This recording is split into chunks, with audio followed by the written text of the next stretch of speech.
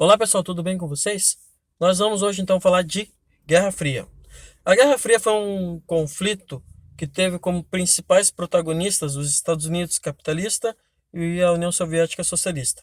Ela tem esse nome porque esses dois países não chegaram a se enfrentar diretamente, só em conflitos indiretos, certo? Esse período da história é conhecido como o mundo bipolar, bipolarizado. Uh, a gente pode entender que ele se estende de 1945, logo após o fim da Segunda Guerra Mundial, início da era nuclear, com as bombas atômicas ali de Hiroshima e Nagasaki, chegando a 1991 com o final da União Soviética. Eu gosto de trabalhar de 47 a 89, porque em 47 os Estados Unidos implementa o que a gente chama de doutrina Truman, que era uma doutrina onde se utilizava recursos para evitar a expansão socialista. No início, a União Soviética queria mais era manter a sua área de influência e se defender. Isso mudou com o tempo. Em 1989, nós temos a queda do Muro de Berlim. Entre os líderes, a gente pode destacar ali Truman, Eisenhower, Kennedy, Ronald Reagan, no lado dos Estados Unidos. A gente pode falar do Stalin até 53, o Nikita Khrushchev, o Yuri Pandov, o Mikhail Gorbachev, pelo lado da União Soviética. Tem uma figura chamada Winston Churchill, figura pontual e chave durante a Segunda Guerra Mundial. Ele vai fazendo um discurso onde ele vai trazer uma frase e um termo: cortina de ferro. Essa cortina de ferro é como se fosse uma barreira imaginável que dividia lá no leste europeu, ali onde a Alemanha, a parte da Alemanha, a Polônia, esses países aí, o mundo em dois blocos, o socialista e o capitalista. Se a gente fosse regionalizar os países pelo conflito, nós vamos ter três mundos. Primeiro mundo, capitalista, desenvolvido. Segundo mundo, socialista. Terceiro mundo, países capitalistas em desenvolvimento ou subdesenvolvidos.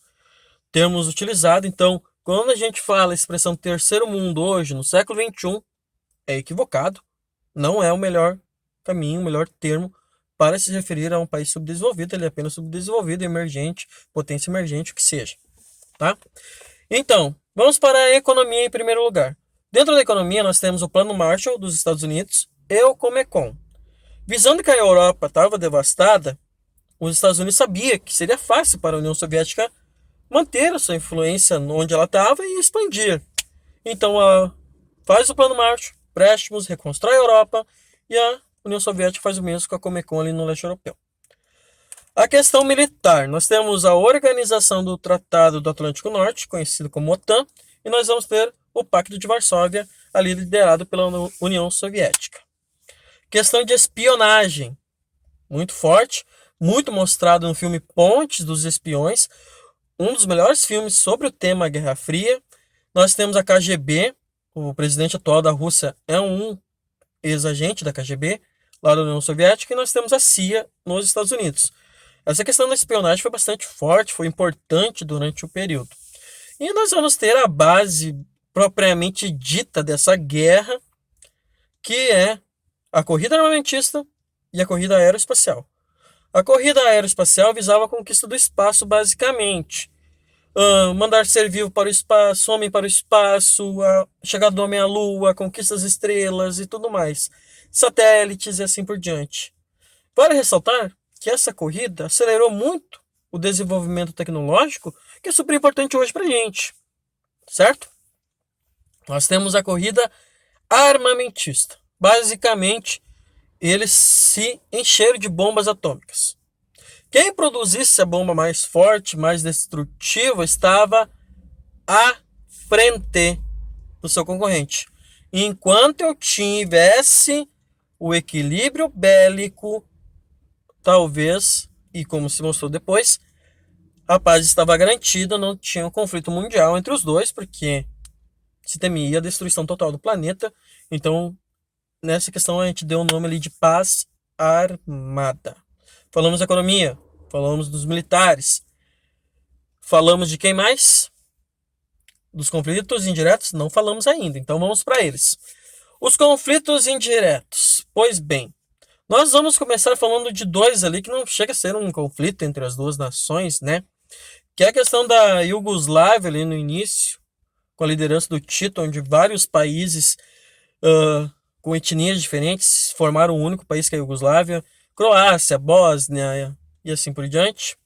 Nós temos, então, nesse caso, depois com a morte do Tito, a separação desses países lá nos anos 90 e várias guerras, como a da Croácia mesmo, que matou muita gente. Nós vamos ter o caso da China, um socialismo ali com a Revolução Socialista, liderada por Mao, e eles estão lá até hoje, o Partido Comunista no poder, com sua força econômica bastante forte, por todas as questões que envolvem aquele país. Eles têm uma abertura para o capitalismo muito deles, mas que faz deles uma das maiores potências do mundo, tá?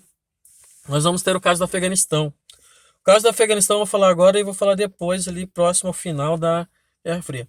O Afeganistão ele foi invadido pela União Soviética, que lutou contra os rebeldes e não conseguiu expulsar eles do Afeganistão, tá? Digamos assim que esse Afeganistão é o Vietnã da União Soviética.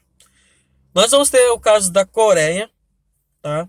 O caso da Coreia foi uma guerra. A Coreia do Norte apoiada pela União Soviética, também teve um apoio da China, e a Coreia do Sul apoiada pelos Estados Unidos. A guerra vai de 1950 a 1953. Nós vamos ter então um armistício. A Coreia se divide em dois e assim está até hoje, com várias tentativas de uma nova união. Nós vamos ter o filme Plano Kuromit, tem ali na Netflix que fala um pouco dessa guerra.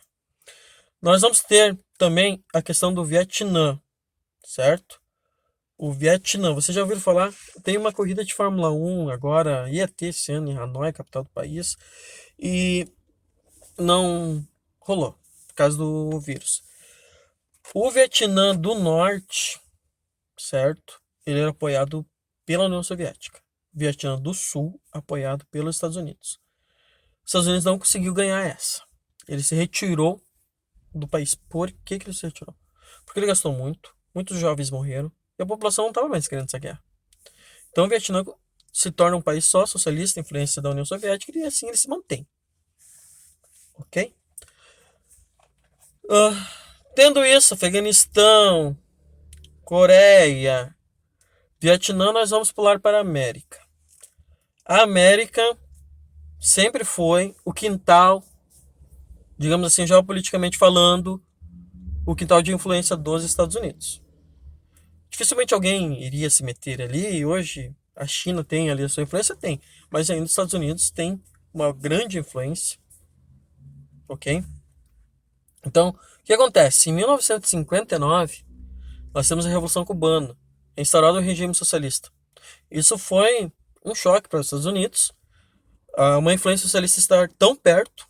Cuba é muito perto da Flórida, certo?